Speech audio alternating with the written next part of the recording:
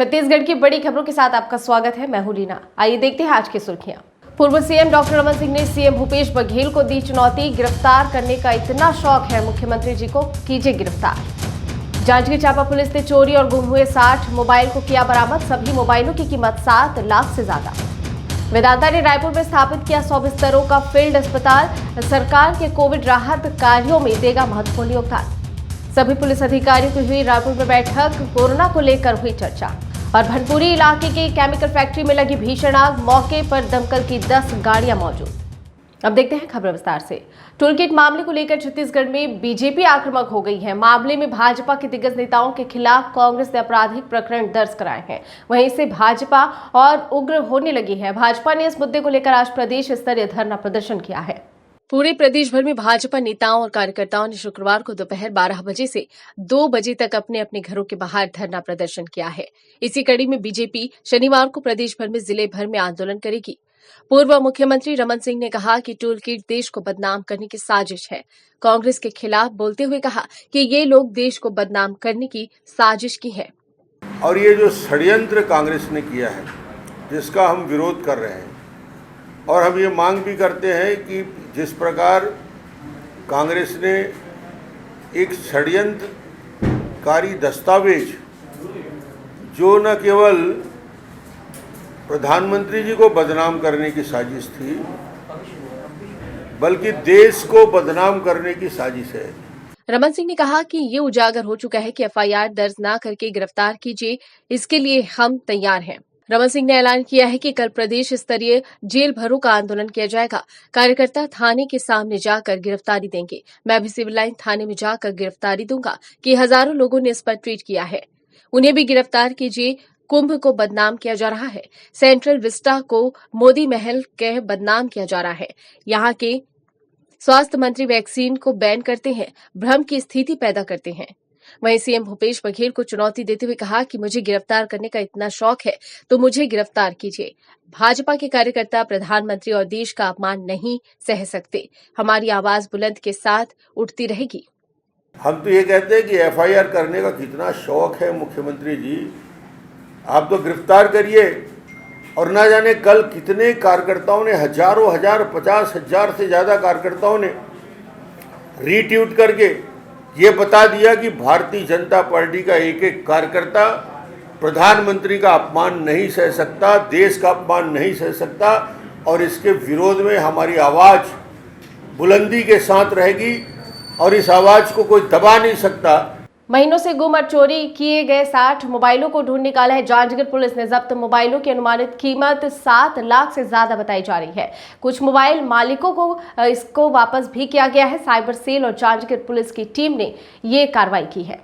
जांजगीर चांपा जिले में कुछ महीने से लगातार मोबाइल, स्मार्टफोन के चोरी और गुम होने की शिकायतें अलग अलग थाना क्षेत्रों में दर्ज की जा रही थी, मगर उनका पता लगाने में सफलता नहीं मिल रही थी। जिसके बाद एसपी पारुल माथुर ने साइबर सेल के साथ पुलिसकर्मियों की टीम बनाकर गुम मोबाइलों की पतासाजी कराई, जिसमें बड़ी सफलता जांजगीर पुलिस और साइबर सेल की टीम को मिली है। पुलिस ने अलग अलग क्षेत्रों से 60 चोरी हुए मोबाइल फोन जब्त किए हैं, जिनकी कीमत लगभग 7 लाख रुपए बताई जा रही है। इन सभी मोबाइलों को उनके धारकों को वापस किया जा रहा है। आज 11 मोबाइल धारकों को एसपी कार्यालय बुलाकर उनके मोबाइल उन्हें सौंपे गए। इस मामले में एक आरोपी भी हिरासत में लिया गया है, साथ ही अन्य की तलाश जारी है।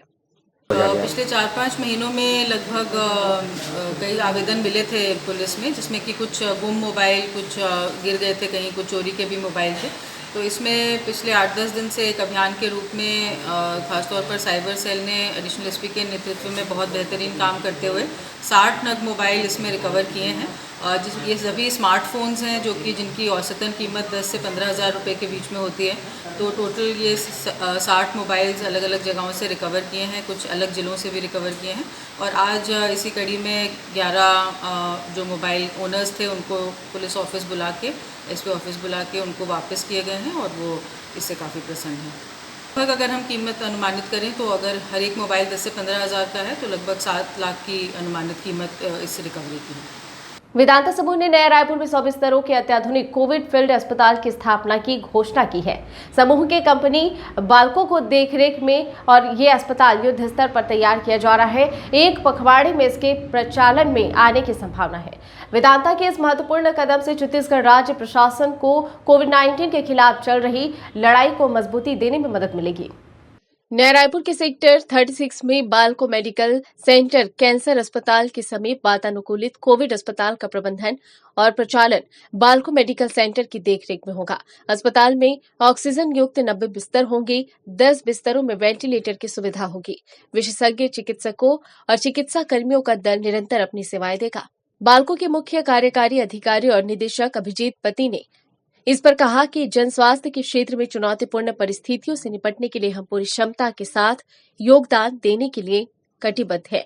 नए कोविड अस्पताल से बड़ी राहत मिलेगी। छत्तीसगढ़ सरकार और जिला प्रशासन को बाल्को की ओर से हर संभव मदद की जाएगी।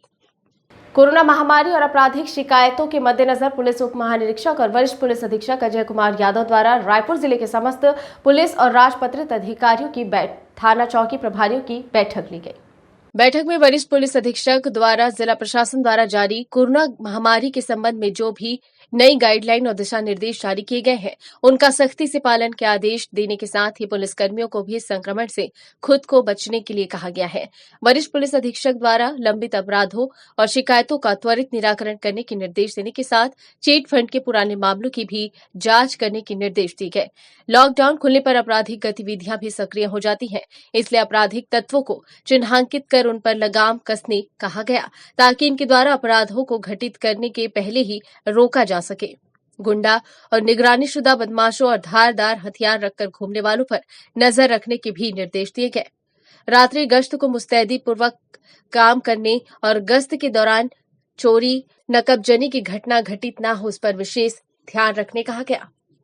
राजधानी के भनपुरी इलाके की केमिकल फैक्ट्री में भीषण आग लगने की खबर सामने आई है।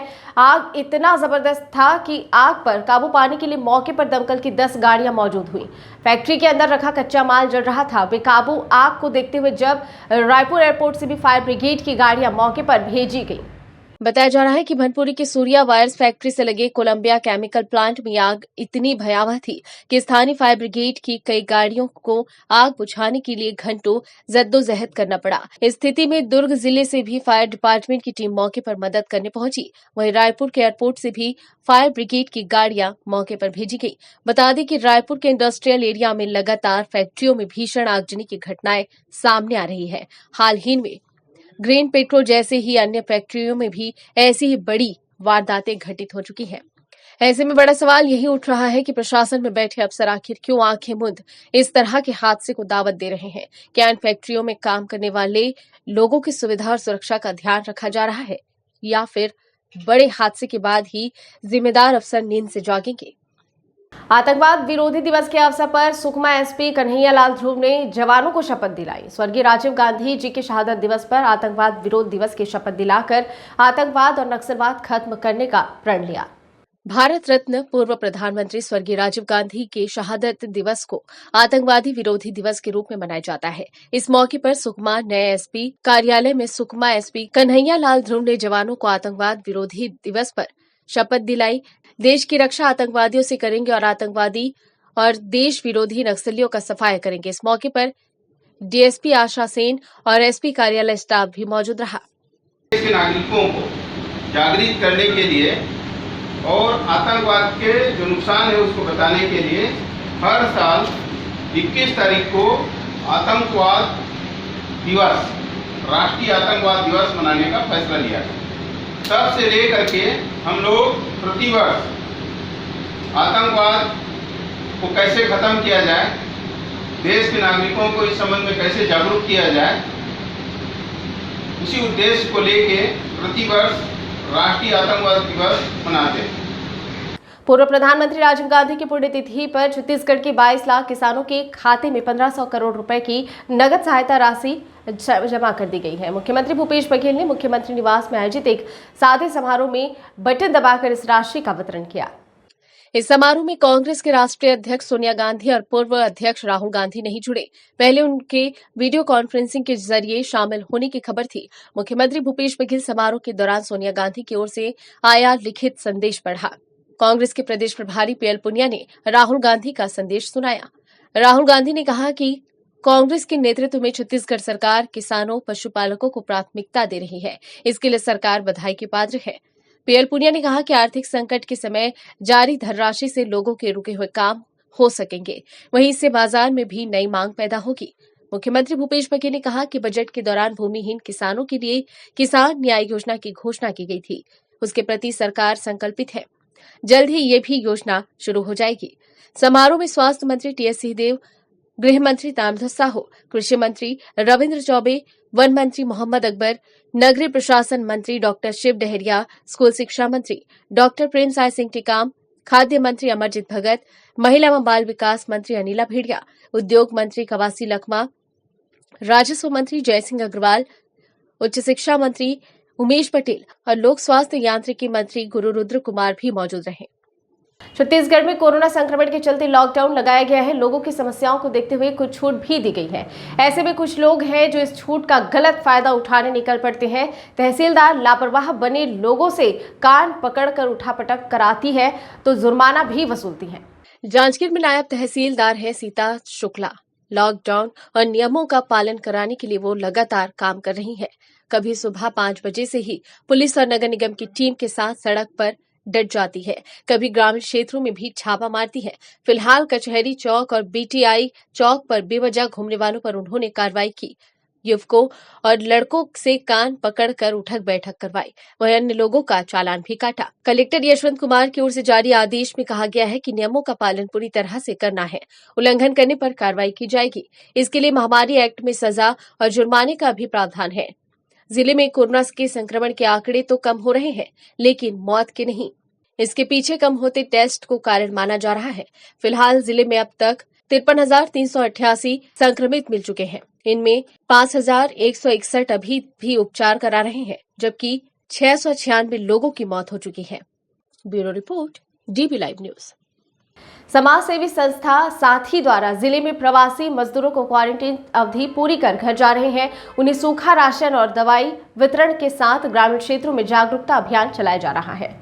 कोरोना महामारी की दूसरी लहर ने शहरी क्षेत्रों के साथ ग्रामीण क्षेत्रों को भी प्रभावित किया है। ऐसे दौर में शासन प्रशासन के साथ जिले की विभिन्न समाज सेवी संस्थाएं भी लोगों की मदद को आगे आ रही हैं।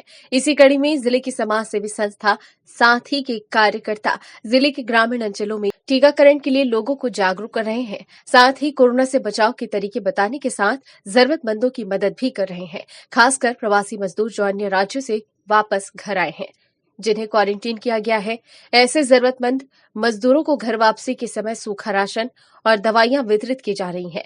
होम आइसोलेशन में रह रहे जरूरतमंदों को भी दवाई और सूखा राशन वितरण किया जा रहा है। Bureau report, dB live news. Chhattisgarh में कोरोना से मौत का ग्राफ अब नीचे आता जा रहा है। करीब 1.5 महीने के बाद प्रदेश में मौतों का आंकड़ा 100 से नीचे और मरीज का ग्राफ 5,000 से कम हुआ है। पिछले 24 घंटे में प्रदेश के 96 लोगों की मौत हुई है, वहीं 4,943 नए मरीज मिले हैं। इस आंकड़े के साथ अब प्रदेश में तेजी से एक्टिव केस भी घट रहे हैं। प्रदेश में अब 76,446 एक्टिव मरीज रह गए हैं। कल प्रदेश में 9,867 नए मरीज मिले हैं। उधर कोरिया जिले में कल प्रदेश में सबसे ज्यादा मरीज मिले हैं। कोरिया में 431 नए मरीज मिले, वहीं रायगढ़ में 358, रायपुर में 348, दुर्ग में 127, सरगुजा में 315, बलरामपुर में 368 नए केस मिले हैं। कल सबसे ज्यादा मौतें रायगढ़ में हुई हैं। रायगढ़ में 13 लोगों की जान गई है, जबकि रायपुर में 11 और बिलासपुर में 10 लोगों की मौत हुई है। कोरोना वैक्सीनेशन का काम प्रदेश भर में चल रहा है और इसके लिए सुविधा अनुसार कैंप भी खोले गए हैं, मगर कोरबा जिला प्रशासन ने अलग से पहल करते हुए शहर के सभी मस्जिदों के आसपास एक ही दिन वैक्सीनेशन कैंप लगवाया। खास बात ये रही कि इन कैंपों में केवल मुस्लिम ही नहीं बल्कि सभी समुदाय के लोगों को टीका लगाया गया। पूरे देश में एक तरफ कोरोना का कहर है तो दूसरी ओर लोगों को इस महामारी से बचाने के लिए टीका भी लगाया जा रहा है। हालांकि टीके को लेकर कुछ भ्रांतियां भी हैं, जिसके चलते बड़ी संख्या में लोग टीका लगवाने से परहेज कर रहे हैं। मुस्लिम समुदाय में भी तरह तरह की भ्रांतियां हैं, जिसके चलते इस समुदाय में टीके का आंकड़ा संतोषजनक नहीं है। इससे चिंतित कोरबा कलेक्टर किरण कौशल ने यहां के मुस्लिम समुदाय के प्रमुख लोगों से चर्चा की और ये तय हुआ कि सुन्नी मुस्लिम जमात के सहयोग से यहां की सभी मस्जिदों के आसपास जुम्मे के दिन टीकाकरण कैंप लगाया जाए। कि मुस्लिम समाज टीकाकरण में बहुत पीछे था और एक भ्रम की स्थिति बनी हुई थी कि वैक्सीन लगाने से नुकसान हो रहा है, तबीयत खराब हो रही है और बहुत सारी चीज़ें समाज में फैला हुआ था। तो शासन ने आज ये निर्णय लिया कि कई जगह पे कैंप लगाया और कैंप लगाने के बाद में सर्वधर्म के लिए सभी लोगों के लिए वैक्सीनेशन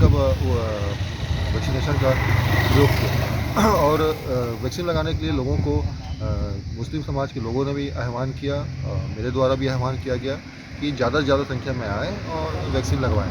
इन वैक्सीनेशन कैंप में विशेष बात ये रही कि सुन्नी मुस्लिम जमात ने विशेष पहल करते हुए इन कैंपों में सभी समुदाय के लोगों को टीका लगवाने के लिए अपनी सहमति दी, जिसके बाद इन कैंपों में टीका लगवाने के लिए बड़ी संख्या में लोग पहुंचे।